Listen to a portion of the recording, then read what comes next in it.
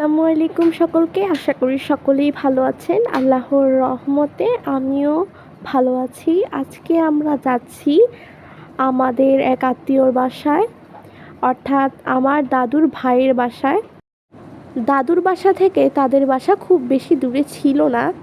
আমরা প্রথমেই একটি রিক্সা নিয়ে নিলাম এবং রিক্সা করে যাচ্ছি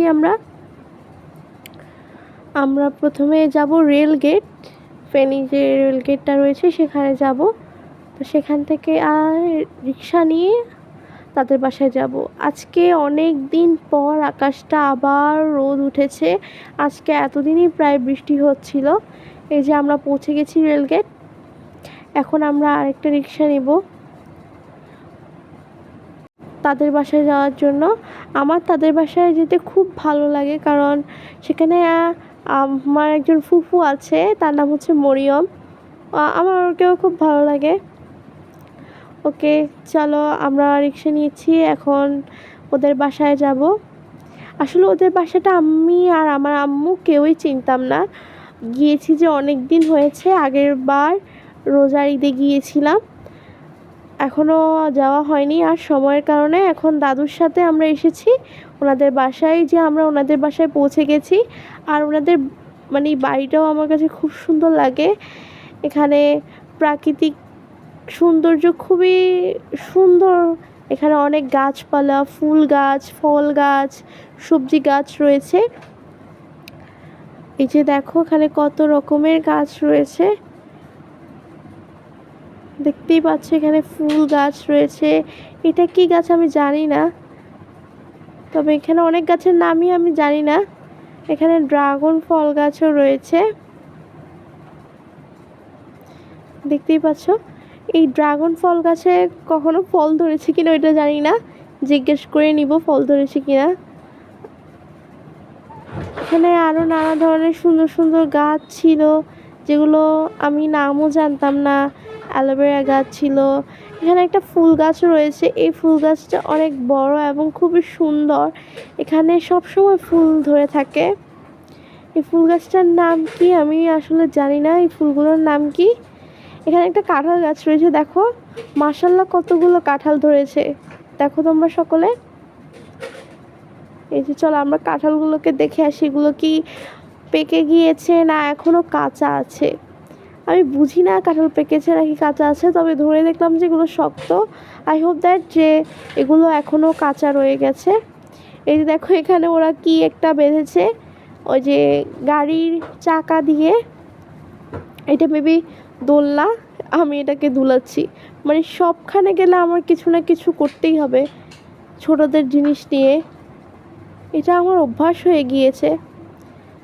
তবে এই সামনে একটা লেবু গাছ রয়েছে, এই লেবু গাছটা কিছুদিন আগে মারা গিয়েছিল, কিন্তু এখনও লেবু ধরে আছে এটাতে, দেখো। আমি একটা লেবু ছিঁড়ে নিলাম, আবার কেউ দেখলেই আমাকে বকা দিবে, তাই আমি লেবুটাকে লুকিয়ে নিয়ে যাচ্ছি সামনের দিকে।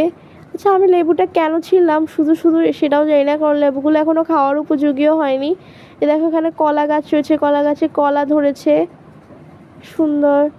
এখানে আরও সবজি গাছ রয়েছে। তো আমি লেবুটা যাতে কেউ না দেখে তাই আমি ফেলে দিয়েছি। এখন দুপুরের খাবার দাবার শেষ করে বিকালের সময় আমরা যাচ্ছি একটা ওই যে ফেনী গ্রিনল্যান্ড কলেজ, ওদের বাড়ির পাশেই ফেনী গ্রিনল্যান্ড কলেজ, ওখানে চলে যাচ্ছি আমরা। তো আমি একটা ফুল ছিঁড়ে নিলাম। এই যে গাছটা দেখছো, এই গাছের এখানে একটা লতাবে একটা ফুল গাছ উঠেছে। এই যে আমরা চলে যাচ্ছি ফেনী গ্রিনল্যান্ড কলেজের উদ্দেশ্যে। ওদের বাসা থেকে বেশ দূরে ছিল না কলেজটা। এই দেখো এই বাড়িতে কত সুন্দর সুন্দর ফুল ও ফুল গাছ। এখানে প্রত্যেকটা বাড়িতে প্রচুর পরিমাণে ফুল গাছ রয়েছে। আমরা চলে এসেছি কলেজে। এটা হচ্ছে কলেজের পেছনের দিক। এটা পুরোপুরি একটা পার্কের মতো, অর্থাৎ এখানে ছোট বাচ্চারা এসে খেলা করে। তো আমি আমার ছোট বোন মরিয়ম এবং মরিয়মের ভাইয়ের মেয়ে চলে এসেছি, আমার ছোট বোনের আরো একটা বোন খারাপ ছিল সেই দিন, কিন্তু এখানে ওখানে চলে গিয়েছি মনটা ভালো করার জন্য। আমরা এখানে খেলা করতে খুবই পছন্দ করে, আমার জানে ছোট বাচ্চারা স্লিপারে চড়তে, দোলনায় চড়তে কতটা ভালোবাসে। এই যে দেখো কি কিউট লাগছিল ওদেরকে, মাশাআল্লাহ। এই যে আমি এখানে দোলনায় চড়ছিলাম, ওখানে আমার বোন আর মরিয়ম দোলনায় চড়ছিল, আর এখানে দুইটা ছেলে কোথায় উঠেছিল দেখো বসে আছে। আমি এখানে উঠতে গিয়েছিলাম কয়েকবার, ভেবেছিলাম যে স্লিপারে চড়বো, কিন্তু আমার খুব ভয় লাগছিল, কিন্তু ও আমাকে সাহস দিয়েছিল, আমাকে দেখাচ্ছিল যে এখানে কিভাবে চড়তে হয়। এখন আমার বোন আর মরিয়ম ওরা সবাই, আমার ভাই চড়তে উঠেছে। চলো আমি নিচে গিয়ে ওদেরকে দেখাই তোমাদেরকে। আমার বোন, এই যে দেখো প্রথমে আমার বোন জ্বর, আজকে এখানে এসে একটু নেমে গিয়েছে। এই যে দেখো মরিয়ম একজন বড় একজন চড়েছিল, উনি আমার ও নেমে যাচ্ছে, যে ও নেমে গিয়েছে। আর কতগুলো ছেলে সকলে নেমে এখানে খেলতেই এসেছে।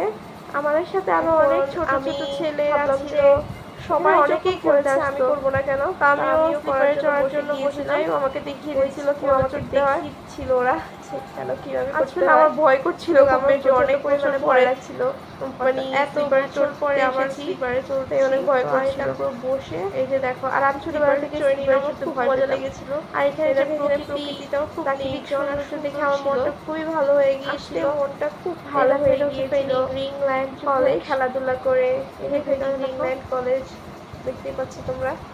কিছুক্ষণ খেলাধুলা প্রাকৃতিক পরিবেশগুলো গাছপালা, নানা ধরনের গাছপালা ছিল, প্রাকৃতিক সৌন্দর্য উপভোগ করার মাধ্যমে ছোট বাচ্চাদের এটা খুব ভালো খেলার জন্য অনেক জিনিস ছিল। আমার ছোট বোন বুঝলাম যেহেতু কলেজ, ছোট বাচ্চাদের ভালো স্লিপার কেন দিয়েছে, কিছুক্ষণ দোলনায় চড়ে নিলাম ছোট বাচ্চাদের মতো। তারপর আমি কিছুক্ষণ দোলনায় চড়ে নিলাম, দোলনায় চড়তে আমার খুব মজা লাগে। দোলনা বেশি জোরে দুললে আমার মাথাটা কিরকম ঘোরায়, 5-6 মিনিটের মতো দোলনায় দুললাম, দুলাই না হাতটা পাড়িয়ে দিয়ে চড়ি দিলাম। এই দেখো ঈদের দিনে মেহেদি এঁকেছিলাম, একটা খেজুর গাছ রয়েছে হাতের মধ্যে, প্রায় উঠে ওঠা অবস্থা হয়ে গিয়ে গাছটা। এটা হচ্ছে তাদের ওই যে একটা খেজুর গাছ, কলেজের বাসায় চলে যাচ্ছি। আবার পিচ্চিটা আমাকে এসে একটা ফুল দিয়ে গেল, দেখো সন্ধ্যা হয়ে গিয়েছে। দেখো এই পিচ্চি মেয়েটা ওরাও খুব ফুল এনে দিয়ে, আমরা ওদের বাসায় গিয়েছি। আমরা যাওয়ার কারণে খুবই খুশি, আমরাও খুব খুশি ওদের বাড়িতে গিয়ে। বাড়িতে কতগুলো ফুল পরে গিয়েছিলাম, তো তাই অনেক বেশি খুশি আমরা নেই, কিন্তু অন্যের গাছের ওই যে দেখো ওইখানে দেওয়ালে পিচ্চি বাচ্চারা কি এঁকে রেখেছে, আমরা আবার দেখতে তোমরা হাসতে হাসতে।